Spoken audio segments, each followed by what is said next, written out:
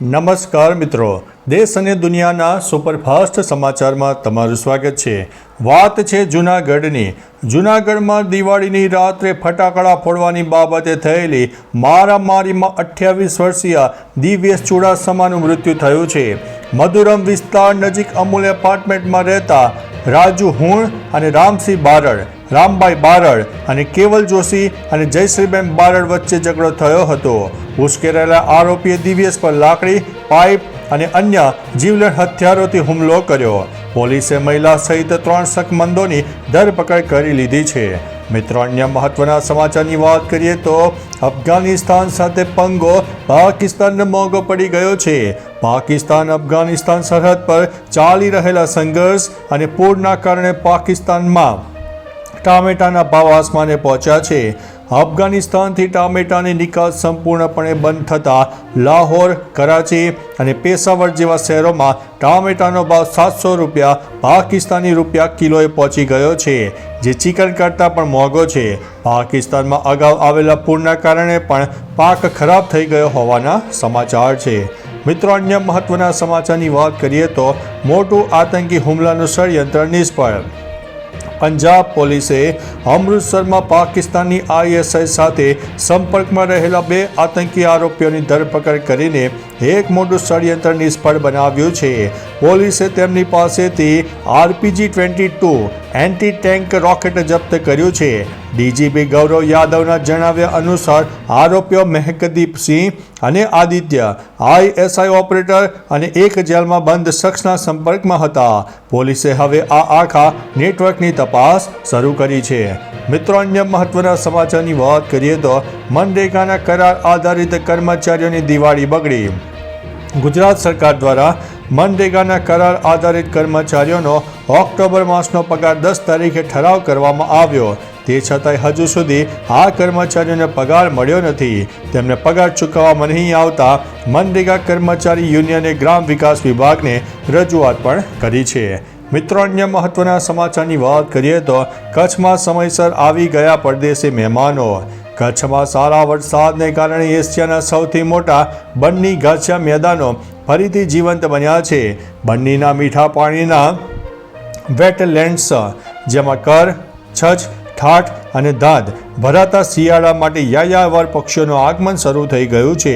Europe અને મોંગોલિયાથી Africa જતા માર્ગ પર સ્પોટેડ રૂકોહાઉસ, જેકોબિન કુકો અને યુરોપિયન રોલર જેવા પક્ષીઓએ કચ્છમાં રોકાણ કરવાનું શરૂ કર્યું છે। મિત્રો, અન્ય મહત્વના સમાચારની વાત કરીએ તો PM કિસાન યોજના ક્યારે જમા થશે 21મો હપ્તો? દેશભરના ખેડૂતો PM કિસાન યોજનાના 21મા હપ્તા સુધી તે રિલીઝ થયો નથી। હવે લાભ પાંચમથી લઈને છઠ્ઠ સુધી એટલે કે નવેમ્બરના પ્રથમ અઠવાડિયા સુધી જમા થવાની આશા વ્યક્ત કરવામાં આવી છે।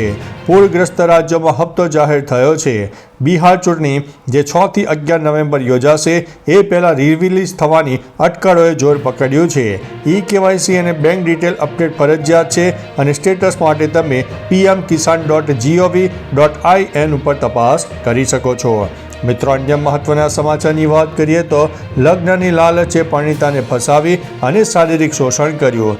સુરતના સરથાણા પોલીસ સ્ટેશનમાં લાલજી ઉર્ફે અજય કાનાણી વિરુદ્ધ દુષ્કર્મ અને છેતરપિંડીનો ગુનો નોંધવામાં આવ્યો છે।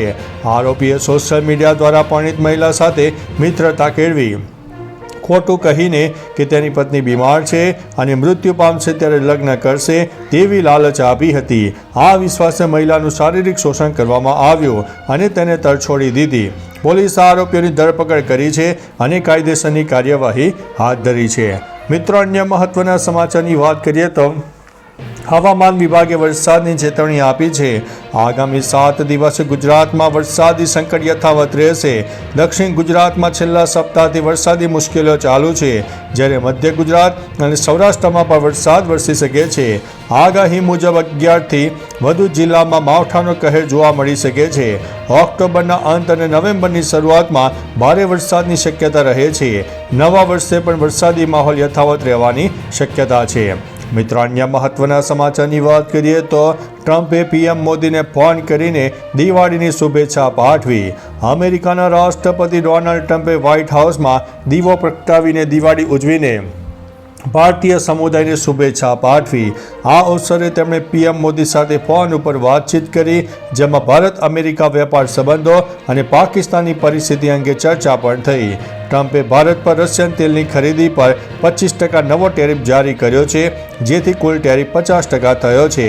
તેમણે ચીન ઉપર 1 નવેમ્બરથી 155% ટેરિફ લાગુ કરવાની ચેતવણી પણ આપી છે. મિત્રો, અન્ય મહત્વના સમાચારની વાત કરીએ તો મધ્યરાત્રિએ ભારત સહિત 3 દેશોમાં 6.1ની તીવ્રતાનો ભૂકંપ આવ્યો છે. મંગળવારે મધ્યરાત્રિએ ભારત, અફઘાનિસ્તાન અને પાકિસ્તાનમાં 6.1ની તીવ્રતાનો ભૂકંપ આવ્યો છે. ભારતમાં જમ્મુ કાશ્મીરના બારામુલ્લા, શ્રીનગર અને જમ્મુમાં આંચકા અનુભવાયા છે. ભૂકંપનું કેન્દ્ર અફઘાનિસ્તાનમાં ઊંડાણમાં હોવાથી જાનહાનિ કે કોઈ મોટા નુકસાનીના સમાચાર નથી. પાકિસ્તાનના ઇસ્લામાબાદ, લાહોર અને પેશાવર સહિત અફઘાનિસ્તાનના કાબુલ અને જલાલાબાદમાં પણ વધુ તીવ્રતાના 8 ઝાટકા અનુભવાયા છે. મિત્રો, અન્ય મહત્વના સમાચારની વાત કરીએ તો નવા વર્ષે અંબાજી મંદિરે ભક્તોનું ઘોડાપૂર તૂટી પડ્યો. નવા વર્ષની શરૂઆત બનાસકાંઠાના અંબાજી મંદિરમાં ભક્તોની ભીડ સાથે થઈ. વહેલી સવારથી જ હજારો ભક્તો માતાજીના દર્શન માટે ઉમટી પડ્યા હતા.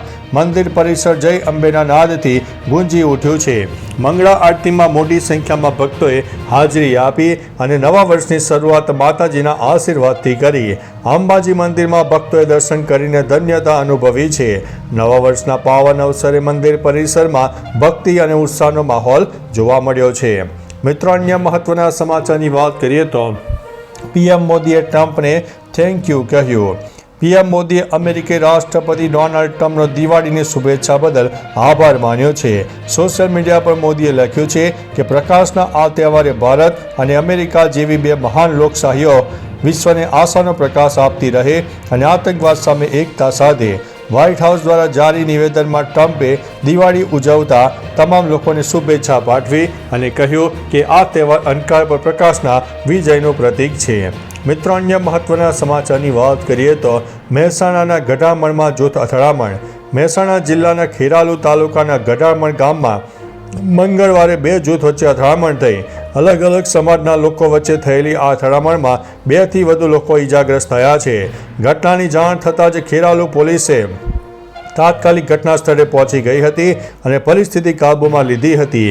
હાલ ગામમાં તણાવપૂર્ણ શાંતિ છે અને પોલીસ દ્વારા ચુસ્ત પોલીસ બંદોબસ્ત ગોઠવી દેવામાં આવ્યો છે. ઈજાગ્રસ્તોને સારવાર માટે હોસ્પિટલમાં ખસેડવામાં આવ્યા છે. તો ચાલો મિત્રો, ફરીથી દેશ અને દુનિયાના સુપરફાસ્ટ સમાચાર લઈને મળતા રહીશો. ત્યાં સુધી અમને રજા આપશો. નમસ્તે.